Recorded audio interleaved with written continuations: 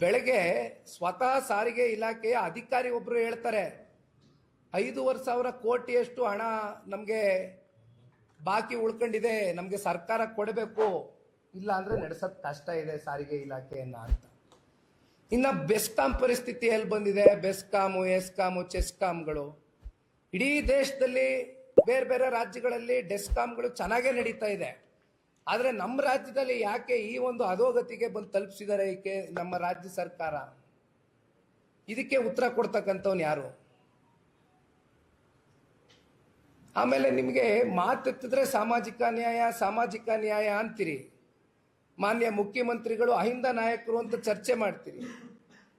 ಎಲ್ಲೋಗಿದೆ ಅಹಿಂದ ನಾಯಕರು? ನಾನು ಕೇಳಲಿಕ್ಕೆ ಇಷ್ಟಪಡ್ತೀನಿ. SCP TSP ಹಣ ಮೊದಲನೇ ವರ್ಷ 11,500 ಕೋಟಿ, ಎರಡನೇ ವರ್ಷ 14,000 ಕೋಟಿ, ಮೂರನೇ ವರ್ಷ 11,500 ಕೋಟಿ, 37ರಿಂದ 38,000 ಕೋಟಿ SCP TSP ಹಣದಿಂದ ದಲಿತ ಕೆರೆ ಅಭಿವೃದ್ಧಿಗಳಿಗೆ ಇಟ್ಟಿರ್ತಕ್ಕಂಥ ಹಣ.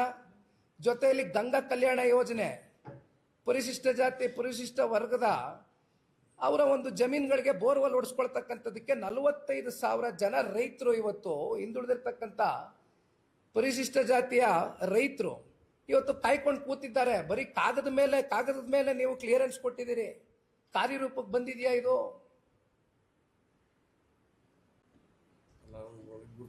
ಅಷ್ಟೇ. ಎಲ್ಲಿಗೆ ಹೋಗ್ತಾ ಇದೆ? ಗುರ್ತು ಮಾಡಿದೀರಾ ಅಷ್ಟೇ. 45,000 ಜನ ನಿಂತ್ಕೊಂಡಿದ್ದಾರೆ ಇವತ್ತು ಲೈನ್ನಲ್ಲಿ. ಇಂಥ ಅನೇಕ ವಿಚಾರಗಳು ಇವತ್ತು ಈ ಪುಸ್ತಕದಲ್ಲಿ ಇವತ್ತು ಬಿಡುಗಡೆ ಮಾಡಿರ್ತಕ್ಕಂಥದ್ದು. ಒಟ್ಟಾರೆ ಆಗಿ ಇವತ್ತು ಮಾನ್ಯ ಮುಖ್ಯಮಂತ್ರಿಗಳು ಸಾಲರಾಮಯ್ಯನಾಗಿ ಇವತ್ತು ಹೊರಹೊಮ್ಮಿದ್ದಾರೆ ಹೊರತುಪಡಿಸಿ ಸಾಲದ ಸುನಾಮಿಯಲ್ಲಿ ನಮ್ಮನ್ನ ಇವತ್ತು ಈಜಾಡ್ತಕ್ಕಂಥದ್ದಕ್ಕೆ ನಮ್ಮ ಇಡೀ ರಾಜ್ಯದ ಜನತೆಗೆ ಇವತ್ತು ನಮಗೆ ಸಂಕಷ್ಟದ ದಿನಗಳನ್ನ ಎದುರು ನೋಡ್ತಕ್ಕಂಥದ್ದಕ್ಕೆ ಕೊಟ್ಟಿರ್ತಕ್ಕಂಥ ಬಹುದೊಡ್ಡ ಗಾತ್ರದ 4,48,000 ಗಾತ್ರದ ಬಡ್ಜೆಟ್ನಲ್ಲಿ ಅತಿ ಹೆಚ್ಚು ಸಾಲವನ್ನ ಮಾಡಿ ಇವತ್ತು ನಮ್ಮ ತಲೆಗೆ, ನಿಮ್ಮ ತಲೆಗೆ, ನಿಮ್ಮ ಮಕ್ಕಳ ತಲೆಗೆ ಈ ಸಾಲದ ಹೊರೆಯನ್ನು ಹೊರಿಸಿದ್ದೀರಾ ಅಂತಕ್ಕಂಥದ್ದು ಒಂದು ಬಿಟ್ರೆ ಬಹುಶಃ ಇನ್ನೇನು ಈ ಬಡ್ಜೆಟ್ನಲ್ಲಿ ಇಲ್ಲ. ದಯಮಾಡಿ ಮತ್ತೆ ಕೊನೆಯದಾಗಿ ಹೇಳ್ತೇನೆ, ಕಾಂಟ್ರಾಕ್ಟರ್ ಬಿಲ್ಲು ಕೂಡ 37,000 ಕೋಟಿ ಪಾವತಿ ಆಗಿಲ್ಲ. ಅದರಲ್ಲಿ ಸಣ್ಣ ಕಾಂಟ್ರಾಕ್ಟರ್ಗಳು, ಮಧ್ಯಮ ಕಾಂಟ್ರಾಕ್ಟರ್ಗಳು ಬಹಳ ಜನ ಇವತ್ತು ಸಿಲ್ಕಿದ್ದಾರೆ. ಬಾಲಣ್ಣ ಅವ್ರು ಹೇಳ್ದಂಗೆ ಅವರು ಮನೆ ಮಠ ಹಾಳು ಮಾಡ್ಕೊಂಡು ಅವ್ರ ಪಾಪ ಅವ್ರ ಧರ್ಮ ಪತ್ನಿಗಳ ಒಡವೆಗಳನ್ನ ತಗೊಂಬಂದು ಬೀದಿಲಿಟ್ಟು ಬ್ಯಾಂಕಲ್ಲಿ ಹಡ ಇಟ್ಟು ದುಡ್ಡು ತಗೊಂಬಂದು ಪಾಪ ಕೆಲಸ ಮಾಡಿ ಕಾಮಗಾರಿ ಮಾಡಿ ಮುಗಿಸಿ ಇವತ್ತು ಬಿಲ್ಗಳು ರಿಲೀಸ್ ಮಾಡಿದಿರಾ. ಅಂತ ಕಾಂಟ್ರಾಕ್ಟರ್ಗಳು 2 ವರ್ಷದಿಂದ ಪಾಪ ಬೀದಿಲಿ ಇಳಿದು ಹೋರಾಟ ಮಾಡ್ತಾ ಇದ್ದಾರೆ. ಅವ್ರ ಕೂಗ್ ಕೇಳಕ್ಕೂ ಕೂಡ ನೀವು ಸಿದ್ಧ ಇಲ್ಲ. ಹಾಗಾಗಿ ಕೊನೆಯದಾಗಿ ನಾನು ಹೇಳ್ತಕ್ಕಂಥದ್ದು ಇಷ್ಟೇ, ದಯಮಾಡಿ ಸರ್ಕಾರಕ್ಕೆ ಒಂದು ಕಿಂಚಿತ್ತು ಏನಾದರೂ ಮಾನ ಮರ್ಯಾದೆ ಅನ್ನೋದಿದ್ರೆ ಶ್ವೇತಪತ್ರವನ್ನ ಇರ್ತಕ್ಕಂಥ ರಾಜ್ಯದ ಆರ್ಥಿಕ ಪರಿಸ್ಥಿತಿ ಏನಿದೆ, ಸತ್ಯತೆ ವಸ್ತುಸ್ಥಿತಿಯನ್ನ ದಯಮಾಡಿ ರಾಜ್ಯದ ಜನತೆಯ ಮುಂದೆ ಇಡಬೇಕು ಅಂತಕ್ಕಂಥದ್ದು ನಾವೆಲ್ಲರೂ ಕೂಡ ಪಕ್ಷದ JDLP ನಾಯಕರ ನೇತೃತ್ವದಲ್ಲಿ ಮಾನ್ಯ ಬೋಜಣ್ಣ ಅವರು ಜೊತೆಯಲ್ಲಿದ್ದಾರೆ. ಎಲ್ಲ ಮೇಲ್ಮನೆ ಕೆಳಮನೆ ಶಾಸಕರುಗಳು ಸೇರಿದ್ದೀವಿ. ನಾವೆಲ್ಲರೂ ಕೂಡ ಬಹಳ ಗಂಭೀರವಾಗಿ ಆಗ್ರಹಿಸ್ತೀವಿ. ಧನ್ಯವಾದ.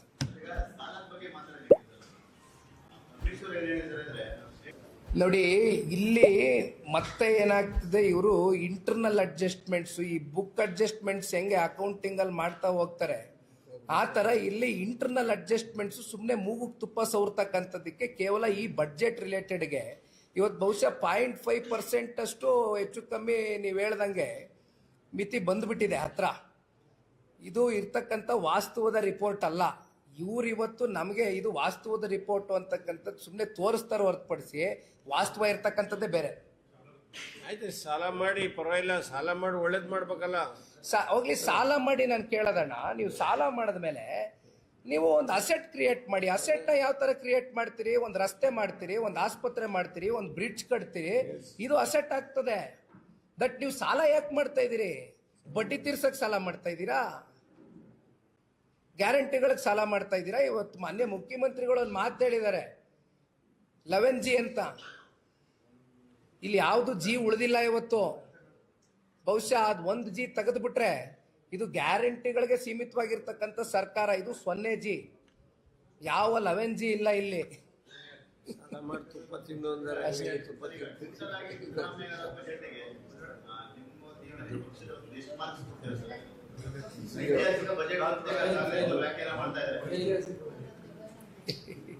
ಹೌದೌದು, ಐತಿಹಾಸಿಕವಾದಂತ ಬಡ್ಜೆಟ್. ವ್ಯಾಲ್ಯೂಯೇಷನ್ ಮಾಡಿದ್ರೆ ಆ ಪೇಪರ್ನಲ್ಲಿ ಒಳ್ಳೆ ಉತ್ತರ ಇದ್ರೆ ಅದು ಸರಿಯಾದ ಮಾರ್ಕ್ಸ್ ಕೊಡ್ಬೋದು. ಅದು ಕ್ವಶನ್ ಉತ್ತರನೇ ಇಲ್ಲಿ, ಜನರಿಗೆ ಭಾವನೆಗಳಿಗೆ ಉತ್ತರನೇ ಇಲ್ಲಿದ್ಮೇಲೆ ಏನ್ ಮಾರ್ಕ್ಸ್ ಕೊಡಕ್ಕಾಗತ್ತೆ? ಈಗ ನೋಡೋಣ, ಒಂದು ಬಡ್ಜೆಟ್, ರಾಜ್ಯದ ಬಡ್ಜೆಟ್ ಯಾವ ದೃಷ್ಟಿಯಿಂದ ಮಾಡ್ತೀರಿ? ಜನರ ಹಿತಾಸಕ್ತಿ, ಜನರಿಗೆ ಏನಾದ್ರೂ ಜೀವನದಲ್ಲಿ ಒಳ್ಳೇದ್ ಮಾಡ್ತಕ್ಕಂಥ ದೃಷ್ಟಿಯಲ್ಲಿ, ಒಳಿತನ್ನ ಮಾಡ್ತಕ್ಕಂಥ ದೃಷ್ಟಿಯಲ್ಲಿ ಬಡ್ಜೆಟ್ಗಳಾಗಬೇಕು. ಇಲ್ಲಿ ಜನಗಳಿಗೆ ರಕ್ತ ಹೀರ್ತಾ ಇದೀರಿ. ಬೆಲೆ ಏರಿಕೆ ಜನ ಓಡಾಡಕ್ ಆಗ್ತಾ ಇಲ್ಲ. ಇವತ್ತು ಮನೆಯಿಂದ ಆಚೆ ಹೆಜ್ಜೆ ಇಟ್ರೆ ಇದು ರಕ್ತ ಹೀರ್ತೀರಿ, ಬೆಲೆ ಏರಿಕೆ ಮಾಡಿ. ಆಮೇಲೆ ಇನ್ನೊಂದು ಬಹಳ ಮುಖ್ಯವಾದಂತ ವಿಚಾರ ನಾನು ಮರ್ತೆ, ಸಾರಿ ಕ್ಷಮೆ ಇರಲಿ. ಇವತ್ತು ರೈತರು ಕಳೆದ 3 ವರ್ಷದಲ್ಲಿ 2800ಕ್ಕೂ ಹೆಚ್ಚು ರೈತರು ಆತ್ಮಹತ್ಯೆ ಮಾಡ್ಕೊಂಡಿದ್ದಾರೆ.